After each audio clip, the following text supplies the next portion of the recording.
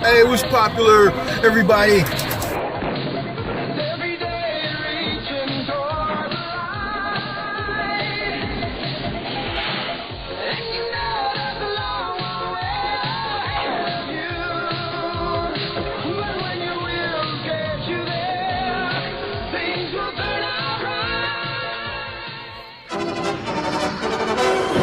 Hey, what's popular, fellow collectors? Welcome back to Bryce Toy Review. It's been a long time, hasn't it? Yes, it has been. Actually, no, it hasn't been. But still, it's been a long time, so I shouldn't have left you without a dope review to step two. Okay, stop. Just cut it out, Mick. All right, so here we go. This is going to be a comparison between the more recent Marvel Legends HobGoblin and then, of course, the older HobGoblin, the Marvel Legends Classics HobGoblin, right? And I'm going to make a few points as to why I kind of have affection for both, but I think overall this one is still the winner for me. First of all, to be fair, my Classics HobGoblin has been around for a while, and you know how it goes. Little knee deals going on. That's a Marvel Legends. It's a historical Marvel Legends movement, right? It's just a part of it all. All right, so first let's take a look at the Hasbro, the newer Hasbro joint, right? All right, so you got the removable head. You got the cape can come off. And, of course, he has his little satchel bag right there, right? And then you can place the other head on. And we'll look at the cape in a minute. You can place the other head on by virtue of that ball joint there. All right. And then that head is really grimacing. Like, it's kind of scary. It's kind of scary, right? So I can see how that could be terrifying to some. But I actually like that head, so I'll give them points on that. See, you almost fell. You almost fell on me. Step out of the picture. You're going to make me look bad. All right. So I can see how that could be a win for many, making this character seem like it's the one to go with. And then, of course, the sculpt is, it looks like the sculpt is pretty new. And I dig the sculpt, I dig the texture here, right? And you still get that same texture in the older one. It just, I think it's not, those scales, they're just not as raised as these. These scales are much bigger on this one, right? Taking a look at the HobGoblin face, just for a comparison. I like both faces, to be quite honest with you. I feel like this one captures that classic HobGoblin look more than this one. I don't know. But this one has a grimacing, scary appeal to it too. So I don't know. You make your choices for yourself on that one. But I do like the hood, the little hood cloak thing on this one more. And this, I mean, obviously this is an older figure, but you can just see all the line work, detail, the shadow, I'm sorry, not the wash on it. So it just makes those lines, those creases pop way more. And of course the eyes are sinister. Look at that. Look at that. Yeah. All right. Look at that tongue. Give me some tongue, baby. All right. Now, as far as, like, standing and all of that shit, this guy's going to win because obviously he is he's a newer figure, right? So he's still stiff. The problem is he's so tiny. He's so small. Like, I don't think Goblin should be that small, whereas, the Classics guy is obviously taller. Look at him. Look at this. Pipsqueak. You know what I'm saying? Like, he's way taller than this guy, right? As far as paint apps go, let's take a look at the paint apps, right? I think the chest on this guy. My guy here has got a little bit of red in him. You probably can't see it. Yeah, you can see it on the camera. He's got a little bit of red in him just from being in the box and stuff like that. I want to call paint apps a draw. I think I like the color palette on this guy a little more. I don't know, something about those scales just a little bit too bright for me. But I do like all the creasing and line work in the sculpt here on the boots and the gloves, so I don't know. And then overall, the sculpt on this one is more up to date. It's more modern, so it's a cleaner representation, obviously, than the old Classics version. All right. When you look at the satchel belt that he comes with here, right? You got this little bit of paint right there. That little bit of paint, little goblin symbol, which is kind of corny. Got a little bit of crease work there in the satchel, right? And of course you got some silver here on the buckle, whereas on his you got some silver on the buckle there, and you got some silver on the buckle there, a little peg there, and noticeably there is no little goblin face thing on it, and I dig that. I prefer that. That other thing is kind of hokey, right? And I actually think the scope of this bag, I wonder who else is going to use this bag on, because it's obviously a purse, right? It can also be used as a purse for a different figure. Maybe we'll get a Mary Jane, they'll put this bag on it. I don't know, that would be kind of cool, right?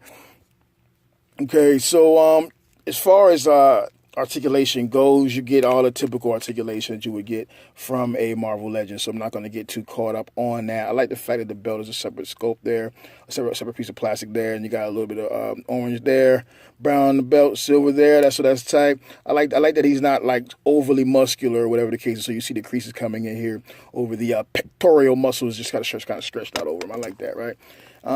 He's kind of got the same build, just not done as well. It's just an older look to it. All right, so let's talk about the overall. Let's talk about the cape.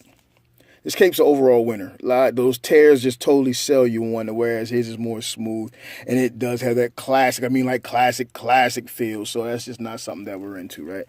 But then he's got the seam on those boots, and I like a boot with a motherfucking seam. Then, of course, he's got the toe articulation, making his curve up way more, and that comes into play later on. Of course, with the rocker here, as well as the joint there, that really helps out for those goblin-esque poses, right? Which he does not have that. He has...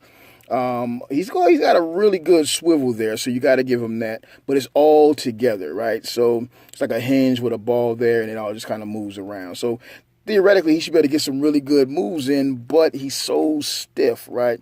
So he can't really get it in as well as the other guy because this guy is so lanky. You dig? He's like, and because of that, really that huge joint there, you can bend it all the way forward, and you'll see how that comes in to handy when we get to the last part of this. All right, let's take a look at the accessories. This guy comes with extra head, of course, satchel bag, of course, cape, of course, with really nice coloring on it, right? But he also comes with glider. And his glider, here's my problem with his glider. There's obviously no paint apps on it. It's got a little bit of mold work or sculpt work there, and that's kind of cool, but it's so flimsy. It is so flimsy, right? Look at that. Oh, God, Jesus Christ. And then he comes with this little bit, which is supposed to be the pumpkin bomb, which actually came with jack-o'-lantern. So we have that same deal where we're just using the same accessories over and over again, put it in his hand, and what happens when you put it in his hand? I can't hold it, Spider-Man. I can't hold it. So Spider-Man's going to get away because you can't hold on to your jack-o'-lantern bullshit. All right. Meanwhile, this guy, the way Toy Biz went about solving that problem is they affixed this to the hand, right? So that's not coming off. That's not coming off. But if I remember correctly, he actually had another one with a rubber band on it as well. I don't freaking know. I can't remember. It's been a long time. So, yeah. And then you take a look at his rock. Oh, well, look at that glider. Comes on a smoky little thing with wheels on it, so he can be like he's like riding the smoke. He can make his evil little noise. His glider is still kind of flimsy, but not as flimsy as that joint back there. Way more solid, more size to it, so it's far more impressive. And then of course he has a little rotating smoke back here. Check that out. Yeah, check that out. Now, I like the look of this one more, even with it being a smaller one, but it's just not, it's so flimsy. It's so flimsy, you know what I'm saying? And even this one has paint on it, and paint's always so you can see the paint kind of chipping off, so maybe that's not a good argument for it. But hey, it's got it at least, you know what I'm saying? And then of course he has the ability to attach to, I think, the super glider. This guy does, or was that no, it's got to be. Who frick is this guy? It's this guy. He can attach to the super glider. Okay, so here's where we separate the men from the boys, right? All right, so we're going to put them on their gliders, and we're going to see just how much trouble that is, right? So same deal. That little toe thing goes up under there. Hook up under here. He's got his little cape on, all right? And so he's on his glider. All right. Now, you got to kind of make him stand on it, right? But that's not too bad. It's not overall, that's not too bad, all right?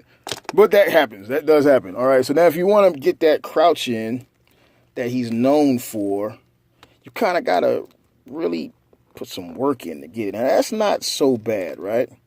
But here's the deal when you do that, buckaroos. He's not going to stand up on it. You're not going to stand him up on this glider. It's just not happening. Now, if you crouch him all the way over, because typically the Hobgoblin would be crouched over it anyways, but he can't really do the crouches, you know what I'm saying? Not with the head going up, not with the cape. So that it just doesn't work. You can figure something out. Maybe you're better than me. You know what I'm saying? Like, I'm really bending them up right now, trying to make it happen. And he just looks like he's trying to take a dump. Like, he's squatting and shitting. You know what I'm saying? Like, that's That's what that is. That sucks balls. So yeah, that's that. We're gonna put him like this so we can pretend like he's standing up. And then you take this guy right here. Well, first let's reattach via these two pegs here. We'll reattach this to the little goblin thing. Hold on. All right, so it's reattached to the little thing there. Now it's possible I could have this backwards. It's been a while, but you know what? So what? Chicken butt. So now they're gonna take this and take these little elf feet deals here, and you're gonna put them in there just like that. And I haven't done this in a while, but yeah, it's going in the right, nice and good. All right, now because of the articulation on the toe, you automatically get a bend in there, and then because of how lanky he is and the ball joints there at the hips, which a lot of people don't like those balls, but because of those balls, and I bent him around so much, you can kind of see where it's separated next. I bent him around so much when I would pose him up and stuff. Fix that shit later. We're not worried about that. So you can actually get him down on it. You know what I'm saying? Like he's on it, dude. And you can curve this around. Move it out the way. You can bring that down, lift his head all the way up with his hands down. You see what I'm saying? You can just get him crouched down on it however you want. I'm not even taking my time to do this right now. But you can get that pose, and he's not going to fall on it, right? Well, he may fall on it, I don't know. But you see, because of the weight here and how he's secured and how heavy this is, he's not going to fall. And that's the overall selling point for the Classics one that makes him still a must-have in my book, especially if you can get one in decent shape or in package or something like that. They used to be valued at around about $30 to $40, and obviously that price has probably dropped now with the new one coming out, because you know how Marvel Legends collectors go. When the new shit comes, get that old stuff out of here. Just get rid of it. I don't want to see it. You know what I'm saying? So yeah, that being the case, you could probably grab them for like $20-something, $25 or something like that. I think I had them for sale at one point, up for $25, and then I took them down because I wanted to keep them, right? So what I plan on doing for mine is I'm going to use this guy for my HobGoblin, and I'll probably use this guy for my Demon Goblin. You know what I'm saying? Have them both on display, because I kind of like the figure. I just feel like there's some things that need to be fixed with it, which aren't going to happen. So I could probably customize some deals to make this glider better. And just simply refortifying the glider would do wonders for this guy. You dig what I'm saying? I mean, literally, it would do wonders. Like, he's not a terrible figure at all. And there we go. Now he's standing. Nope. Not going to happen.